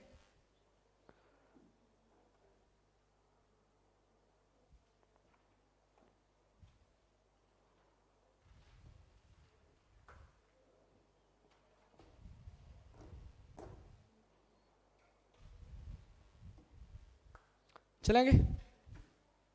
2003 नारायण मूर्ति कमेटी. अब यहां पे क्या हुआ, इन लेटर आपके पास कॉर्पोरेट गवर्नेंस तैयार हो गया था, बट नॉट इन स्पिरिट. समझना 2002 से 2003 के अंदर क्या दिक्कत आ रही थी. सेबी ने रियलाइज किया कि आपने कॉर्पोरेट गवर्नेंस तो बना दिया, आपने कोड तो बना दिया, पर इसे सिर्फ इन लेटर फॉलो किया जा रहा है, इन स्पिरिट नहीं. मतलब लोग इसे इच्छा से फॉलो नहीं करते. क्लॉज 49 सिर्फ एक ऑब्लिगेशन की तरह रह गया है, और जबकि हमें क्या चाहिए था कि ये इन स्पिरिट फॉलो, ताकि कॉर्पोरेट्स डेवलप करें. So, in 2002, SEBI analyzed the statistics of compliance with clause 49. उसने एनालाइज किया कि clause 49 कितने लोग कंप्लाई कर रहे हैं, and felt that there was a need to look beyond. इसने कहा clause 49 के अब आगे देखो, and mere system and procedure of corporate governance was to be made effective in protecting the interest of investors. अब इसने क्या बोला, clause 49 के beyond देखो, और अब एक लंबी सोच लाओ कि अपने को ना अपने इन्वेस्टर्स का इंटरेस्ट प्रोटेक्ट करना है. सो आपने क्या बताना है, इन 2002, लिखवा रहा हूं अभी तो इधर में, इन 2002 SEBI came up, लिखाऊंगा, SEBI came up with a view to enhance the protection of investors, or to see priorly the interest of investors and then anything else. ये SEBI का 2002 का था, और इसीलिए इन लोगों ने कौन सी कमेटी लाई, नारायण मूर्ति कमेटी. और इसने क्या बोला ना नारायण मूर्ति कमेटी को, कि तू मेरे को क्या रिव्यू करके बता इसके इंप्लीमेंटेशन लैग. इसने कहा कि कॉर्पोरेट गवर्नेंस क्यों अमेजिंगली इंप्लीमेंट नहीं हो रहा, क्यों दिक्कत आ रही है, और क्यों हम जो डिजायर्ड रिजल्ट चाह रहे हैं वो नहीं आ रहा. ये किसको बोला अपन ने, नारायण मूर्ति कमेटी को. So the committee for reviewing implementation of corporate governance. और इसने क्या किया, इसने कहा ठीक है सर, और इसने दी अपने रिकमेंडेशंस कि अपन को इंप्लीमेंटेशन कहां एरर आ रहा है, और इसी की रिकमेंडेशन के ऊपर क्लॉज 49 को रिवाइज किया गया, और इसीलिए उसके बाद वहां पे लिखा जाता था क्लॉज 49 रिवाइज्ड. ये नारायण मूर्ति कमेटी थी जिसने इंप्लीमेंटेशन के बारे में बताया था, रिवाइज्ड क्लॉज 49 लेके आने के लिए. तो अब देखो 2003 में, और यहां पे जो आपका क्लॉज 49 की एंट्री हो रही थी, कहां गए भाई, सेबी की कमेटी 1999 में. यहाँ के जो इन 4 साल में है ना, मेजर एरर क्या आ रहा था, इंप्लीमेंटेशन एरर. तो आपने दिखाना है since the inception of clause 49 of listing agreement there was a lag in implementation, and SEBI was with a view. There was a lag in clause 49's implementation, and SEBI was with a view to enhance the protection of investors.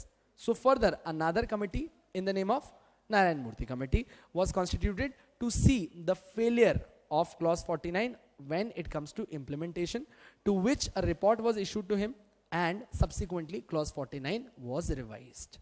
Sure है, अब ये answer आप लिखो. मैंने आपको बता दिया कि क्या लिखना है. Now you draft this point. Let's come to reality. पूरा टाइम मैंने लिखाऊंगा. ये लो, आपके सामने पॉइंट ओपन है, आप आराम से पॉइंट देख सकते हैं, कोई दिक्कत नहीं है. समझ में आ गया अपन क्या दिखाना चाह रहे हैं. 1999 से 2003 में सेबी ने रियलाइज किया इंप्लीमेंटेशन फेलियर हो रहा है, फिर उसने नारायण मूर्ति कमेटी बनाई और बोली कि भाई क्यों ऐसा हो रहा है कि हमारे यहाँ पे इंप्लीमेंटेशन फेलियर है.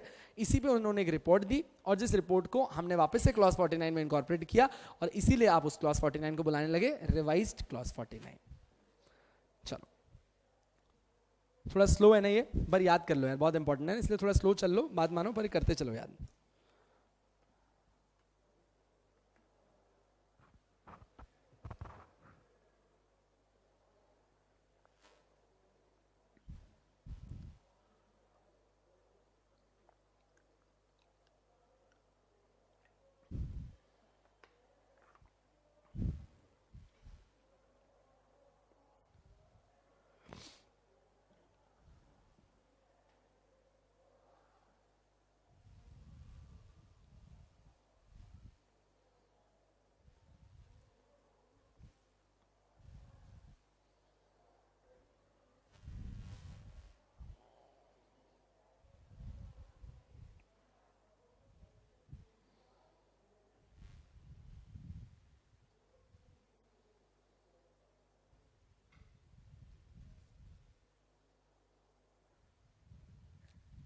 लिखा?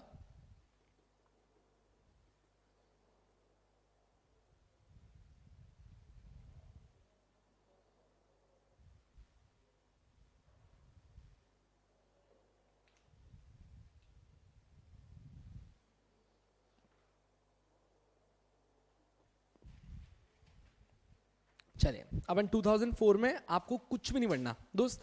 2004 में क्या हुआ था? जे रानी कमेटी बनी थी। और जे रानी कमेटी क्यों बनी थी? गवर्नमेंट को रेकमेंड करने के लिए कि कंपनीज एक्ट 1956 में क्या चेंजेस लाने चाहिए कि हमारे पास और स्ट्रीमलाइंड लॉ हो और कॉर्पोरेट्स और अच्छे से गवर्न हो सके। सही है, वापस से बोल देता हूँ, इसको कुछ भी नहीं पढ़ना अंदर। जो 2004 की जे रानी कमेटी है ना, इसका बनाने का लॉजिक क्या था कि आप गवर्नमेंट को एडवाइस करो कि कंपनीज एक्ट 1956 में क्या चेंजेस लाए जा सकते हैं कि और एक कॉम्पैक्ट लॉ हमारे पास हो, एक और स्ट्रीमलाइंड लॉ हमारे पास हो, जिससे हमारी कॉर्पोरेट्स इफेक्टिवली वर्क करें। चलो वापस से एक पॉइंट मैं लिखा देता हूँ, फिर नेक्स्ट वाला तुम लिखोगे धीरे धीरे। अब एक पॉइंट मेरा, एक आपका, ऐसे करते हैं। चलो 2004 जे रानी कमेटी।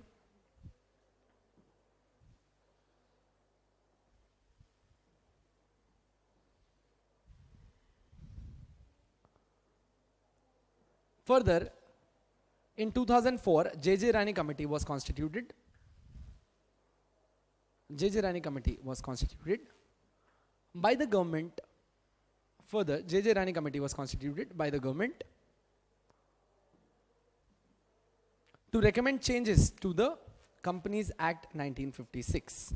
To recommend changes, या फिर आप amendments लिख सकते हैं, revisions लिख सकते हैं, जो आपका मन पड़े। चेंजेस लिखो, अमेंडमेंट्स लिखो, रिविजन लिखो, to the companies act 1956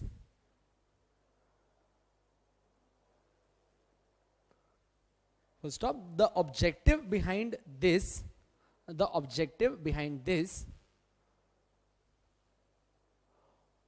was to incorporate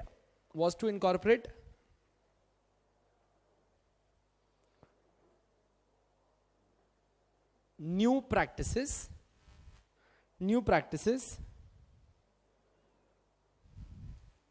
for a smoother functioning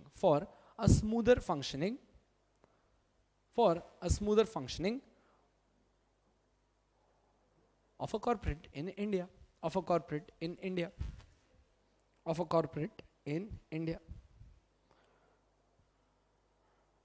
सही क्या? पक्का श्योर? बस इतना ही डालना था और कुछ भी नहीं लिखना आपने। डन है? आ जाए आप 2013 पे आ गए आप। थोड़ा बाकी है अभी, बस 13 पे तो आ गए, अब तो 6-7 साल की बात है। डन है नहीं बने? हाँ जी, कंपनीज एक्ट 2013। अब यहां से ना आपको हर चीज खुद ही समझ में आनी चाहिए, क्योंकि इधर से तुम बड़े हो गए थे और यहां से तुमने भी पढ़ा है। इससे पहले तक आपके एकदम बस पैदा होने के इनिशियल ईयर्स के लोग हैं ये लोग। The Companies Act 2013 envisages radical changes, oh my god, in the sphere of corporate governance in India. It provides a major overhaul in corporate governance norms and would have far-reaching implications in the manner in which corporate operates in India in coming times. The Companies Act 2017 consists of 93 amendments to the 2013 Act. 93 amendments है 13 के act के लिए. Further resultant changes resulted to legal definitions of all these things and management compliances. It impacts different aspect of business management in India, including key structuring, disclosures and compliance requirements. अब इसका आपके evolution से कोई खासा रिश्ता है नहीं, आपको सिर्फ इस पॉइंट से इतना बताना है. Further in 2013, एक सेकेंड लिखो खुद, मैं पहले समझा रहा हूँ, ये वाला पॉइंट तुम लिखोगे, हिंदी में बोलूंगा सालो, तुम लैंग्वेज भी ऐसे लिखोगे. फर्दर 2013 के अंदर क्या हुआ भाई कि आपके पास आपके भारत का कंपनीज एक्ट नया 2013 का आया. और इसका कंपनीज एक्ट 2013 लाने का रीजन क्या था कि भाई 1956 बड़ा ऑब्सोलीट था, प्रैक्टिसेस बड़ी पुरानी थी, तो इसने कहा कि एक मोर स्ट्रीमलाइंड एक्ट लाता हूं कॉर्पोरेट्स को अच्छे से गवर्न करने के लिए. सो 2013 ने अपने लिए और अपनी तरफ से नए मेजर्स लाए कि कॉर्पोरेट कैसे और स्मूथ चले और कैसे उसे बेटर गवर्न किया जाए. ये इतने कीन है अपने अंदर कि अब आपके सामने एक अमेंडेड एक्ट 2017 भी आ गया है जिसने 2013 के अंदर भी कितने चेंजेस कर दिए, 93 अमेंडमेंट्स कर दिए उसे और स्मूथ करने के लिए. So the companies act 2013 came up with the basic purpose of streamlining the purpose of governance. And further, it is again an ongoing process in which Companies Act 2017 amended act came with 93 amendments to the old Companies Act 2013, and the reason for all those amendments was transparency, disclosure, betterment of the corporate, smooth running of the corporate. चलो भाई लिखो.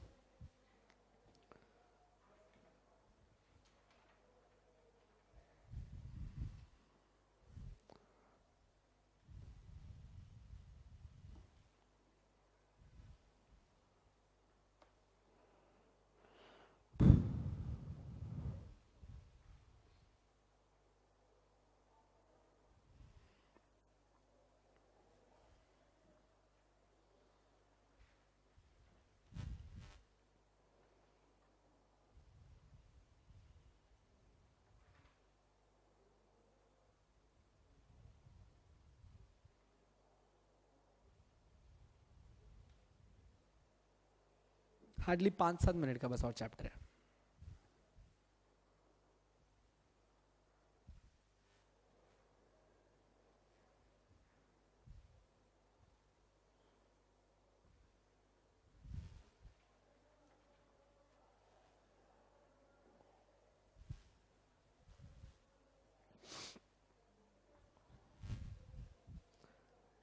लिख लिया?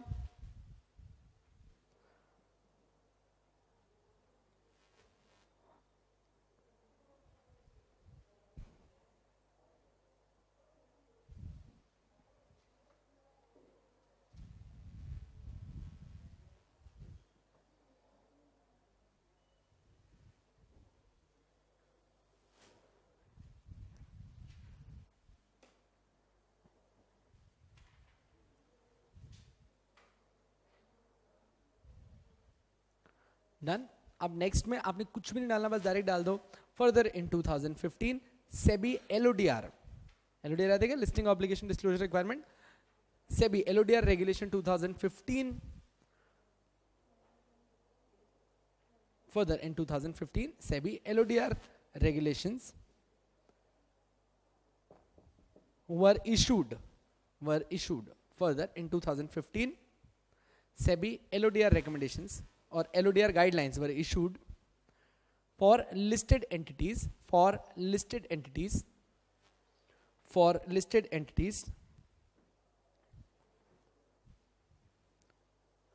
to raise the standard of corporate governance. To raise the standard of corporate governance, to raise the level of corporate governance in the form of increased obligations,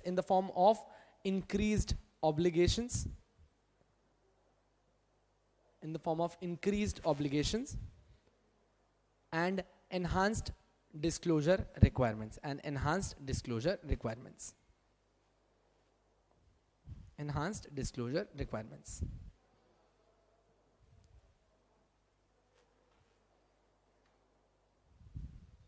खत्म. 2015 done. आप read करके देख लें 2015 में, अगर आपको कुछ और दिख रहा हो तो.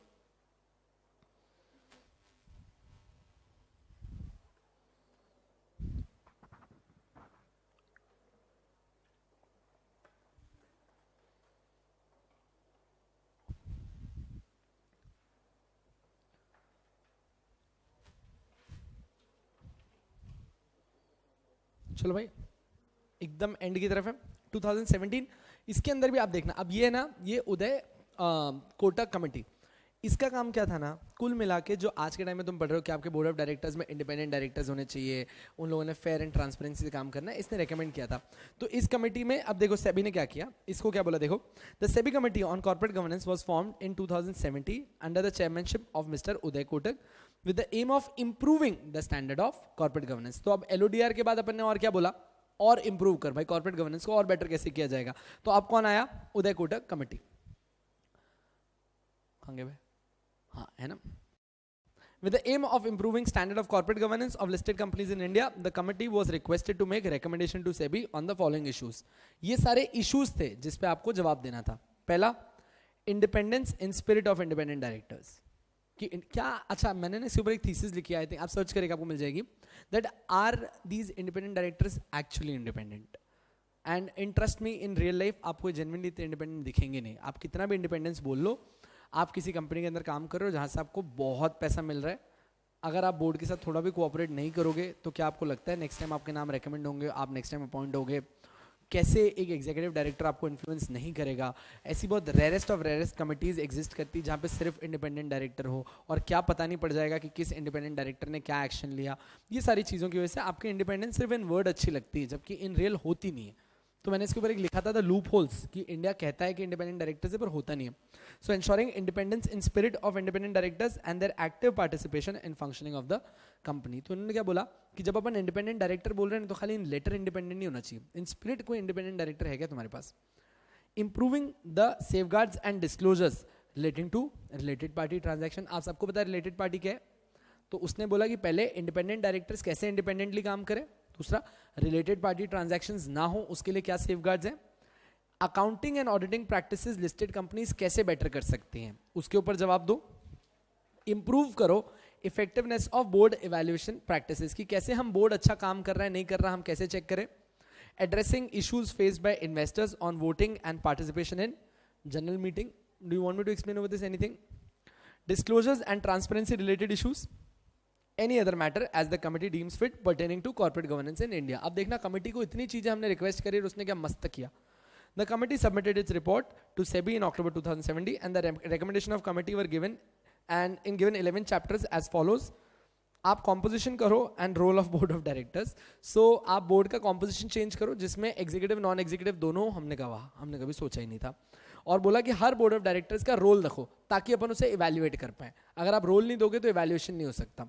सेकेंड चीज उसने बोला इंडिपेंडेंट डायरेक्टर का इंस्टीट्यूशन बनाओ, और एक्चुअली है इंस्टीट्यूशन ऑफ इंडिपेंडेंट डायरेक्टर जो रेकमेंड कर सकते हैं आपको नेम्स कि आप किसको लीजिए इंडिपेंडेंट डायरेक्टर, कौन कैसे कैसे काम करता है, उनकी सारी डिटेल्स। और लास्ट चीज इसने बोली कि बोर्ड कमिटीज बनाना चालू करो। इन तीनों में सिर्फ एक ही चीज को इन स्पिरिट देखा गया, बोर्ड कमिटीज, कि भाई ना आपके पास कमिटीज होनी चाहिए। ऑडिट कमेटी बनाओ, डिफरेंट वर्सेटाइल कमिटीज बनाओ, रेम्यूनरेशन कमेटी बनाओ, स्टेक होल्डर कमेटी बनाओ, ग्रीवेंसेस कमेटी बनाओ, ताकि हर जगह पे आप इवैल्यूएट कर पाओ कौन सी कमेटी में गलती आ रही है और पता कर पाओ। हर बोर्ड ऑफ डायरेक्टर अलग अलग जगह पे स्प्रेड हो जाएगा तो क्वालिटी काम होगा। ये इसका लास्ट कहना था। यहीं से आपका चैप्टर 2 एंटर करता है जहां पे आपने मल्टीपल कमिटीज पढ़नी है, जो आपका लेजिस्लेटिव फ्रेमवर्क है कॉर्पोरेट गवर्नेंस का। तो अपन ने उसके अंदर सारी कमिटीज डील करनी है, पर उसके अंदर कैसे डील करनी है कि बैंक के अंदर कौन सी कमिटीज कौन सी बनानी है, इंश्योरेंस कंपनीज में कौन सी कमिटीज हैं। सो इस चैप्टर में पढ़ना ऑलमोस्ट सब सिमिलर नेचर का ही है, बट अगेन डिफरेंसेस कहाँ आएंगे, अलग अलग तरीके की कंपनी के लिए अलग अलग कमिटीज हैं और उसके रिकमेंडेशंस हैं। Make sense? This is done क्या? So this finishes of your chapter. अपन है ना एक 5 मिनट का ब्रेक लेते हैं, उसके बाद वापस मिलते हैं और अपन पहले इसके आंसर्स लिखवा देता हूं। तो मैं एक और वीडियो भी बना दूंगा जिसके अंदर अपन 15-20 मिनट में आपके सारे आंसर्स लिख देते हैं। जो मैंने आपको 2 क्वेश्चंस दिए हुए ना, तो 2 क्वेश्चंस के ऊपर डिस्कस कर लेते हैं और क्या क्या एक्सपेक्ट किया गया था, क्या क्या आंसर लिखना है, तो आपकी आंसर राइटिंग प्रैक्टिस भी हो जाएगी। और मीनवाइल आपकी कॉपीज भी मेरे को एक बार दे दो, मैं उन कॉपीज को भी एक बार देख लेता हूँ कि आप लोगों ने क्या गोबर किया है उसके अंदर और कितने लोगों ने गोबर करने की कोशिश भी करी है, मतलब that's more important. So we will stop and this concludes your first chapter. बस खाली एक छोटा सा और पार्ट जो इसके बाद बनाएंगे वो है आपके आंसर का, but the chapter comes to an end. Chapter एकदम क्लियर था, श्योर है, एकदम याद होता जा रहा है। एक बार और रिवाइज करते रहना, याद ही रहेगा आपको ये चैप्टर। चलेगा क्या? Thank you so much for sitting in this lecture, bye bye.